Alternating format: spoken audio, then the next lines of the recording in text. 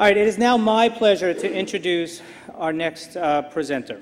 And I have known this person for many years and admire him greatly, and that is Congressman Steve Israel.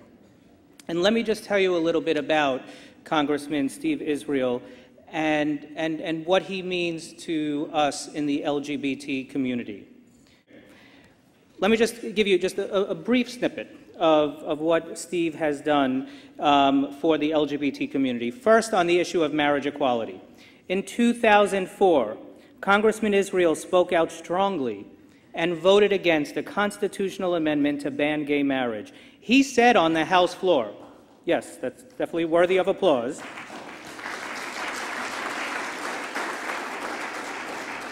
he said on the House floor, and these are his exact words, "Some of us want to make the world safe for democracy.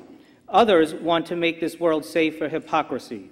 This resolution is not an act of Congress. It is not an act of hypocrisy. It is divisive and should be defeated." Thank you, Steve, for taking the leadership there. In 2006, Congressman Israel went on the record supporting marriage equality in Newsday and way before many other elected officials have done so. And this past Thursday, Congressman Israel stood alongside the rest of us and has come out in support of the New York Marriage Equality Bill. On the issue of Employment Non-Discrimination Act, ENDA as we know it, Steve co-sponsored legislation in Congress which prohibited all employers from discriminating on the basis of perceived or actual sexual orientation or gender identity. This is key because there was 2 bills in Congress at that time, and this was the only bill that included the transgendered population, and Steve stood on behalf of the entire gay, lesbian, bisexual, and transgender community. Don't ask, don't tell. We're all familiar with that, and we'll probably see it be eradicated, hopefully, this year.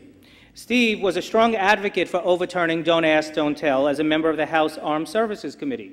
Steve has left the House Armed Services Committee for the Appropriations Committee in the 110th Congress, but he has repeatedly, year after year, co-sponsored legislation to repeal the military's Don't Ask, Don't Tell policy. And on the issue of hate crimes, co-sponsored the Local Law Enforcement Hate Crimes Prevention Act in the 110th and the 111th Congress, which would make it a federal crime to cause death or bodily injury to someone because of their actual or perceived sexual orientation, gender, or gender identity. Hopefully, and that is really, really appreciated, and the fact that it was a debate was beyond me. Also, what Steve has drafted is legislation to create hate crimes hotlines that would provide referral and counseling services to victims of hate crimes, provide resources to local communities where those services don't exist, and enhance law enforcement efforts to respond to hate crimes properly. Steve was one of the first people to visit our center when our center was vandalized a couple of years ago, and Steve has been out front on the issues that mattered to our community. And to make matters even better, Steve is a Mets fan. We share our love of the Mets. No booing for that, sorry.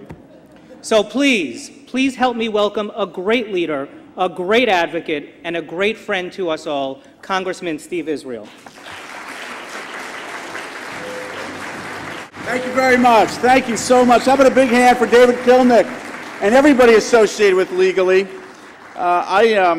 It's getting late, so I'm going to be brief. I do want you to be introduced to somebody who is very special to me and very patient with me. I have been traveling around the state, and so at 2 o'clock this afternoon, I was the keynote speaker at the Democratic Rural Conference in Saratoga Springs, New York, and gave that speech, got in a car, raced down here, and I have not been home in I don't know how many days, and so I called my wife, and I said, you know, honey, we haven't seen each other in a while, and I was thinking maybe we'd go out to dinner tonight, you, me, and a few hundred people from Legally. Now,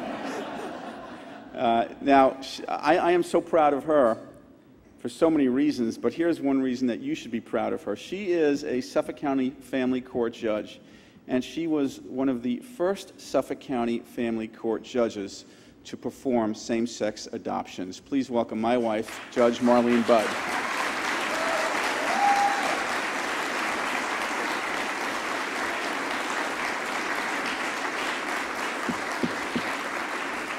Harvey Milk made a decision in his life that the best way to effectuate change was through the political process. And that is my business. I try and effectuate change every day through politics. Now, there is an argument that I hear frequently that politics is the art of compromise and consensus building and pragmatism and practicality. But if there is one thing where we should dig ourselves in, if there is one issue where I will give no ground, where I will not give up, where I will not give 1 square inch, it is on the basic doctrine of equality under the law. There is no compromise on that. There is no vacillating on that. If you are for equality, if you're for more equality on one day and less equality on another day, you are not supporting that basic doctrine of equality under the law.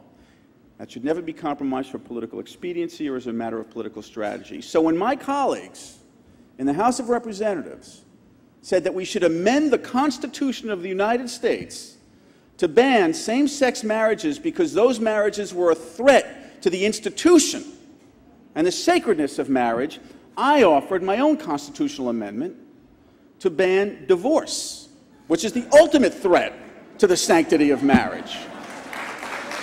And I was going to put, I know Marlene won't take me seriously when I say that, I was going to actually ban adultery, but then 3/4 of the members of Congress would have to vote against that bill, quite honestly.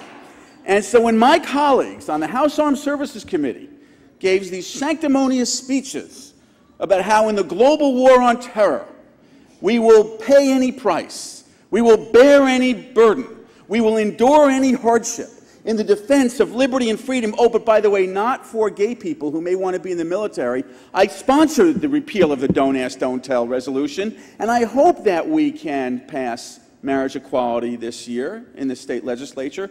But I have to be honest with you. We've got a Democratic House of Representatives, we've got a Democratic Senate, we've got a Democratic President, we've got a global war on terror. If we don't repeal Don't Ask, Don't Tell in the next few months, then shame on us. It is time to do that, and it is time to stop excuses, and it is time to do it now. Now, let me get to what brings me here. I don't mean to trivialize these issues. These are important issues. I just mean to unmask the hypocrisy of my opponents in the best traditions of Harvey Milk. In the best traditions of Harvey Milk, who gave voice to people who were marginalized and who were discriminated. We all know so much about Harvey Milk, but let me tell you what makes me so proud. That at his essence, Harvey Milk was a Long Islander. Born in Woodmere, grew up in Woodmere, and a graduate of Bay Shore High School. And can you imagine how proud Harvey Milk would be to know that Bay Shore High School has a gay-straight alliance, that Bay Shore is the home of Legally and Sage, that Bay Shore is leading this community forward, his community forward. I think he would have been very proud.